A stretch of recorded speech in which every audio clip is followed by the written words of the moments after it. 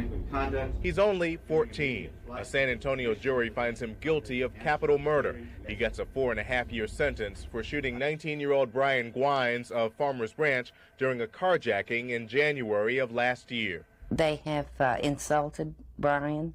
It was just as tough as losing him again last year. It was just as hard. When he said 4.5 years, I felt like I lost him again. It's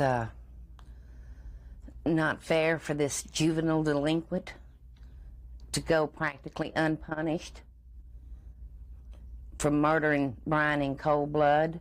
Brian's parents and friends describe him as a model citizen and a caring brother who enjoyed debating issues.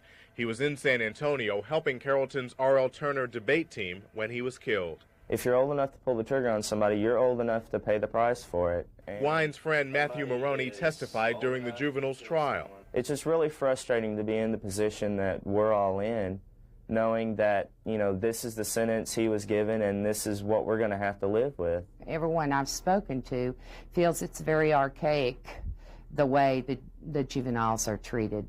The Guynes are now joining the call for changes in the juvenile justice system. They say the age of certification for adult court should be dropped below 15 for juveniles involved in very serious crimes. Well, I think capital murder, I think that these kids have to be afraid to go to jail. The juvenile's defense attorney thinks the jury did a good job. That anybody charged with the crime can come into San Antonio and get 12 people who will sit on the case, listen to it intently, and that everybody who was charged with a crime would have a right to a fair trial.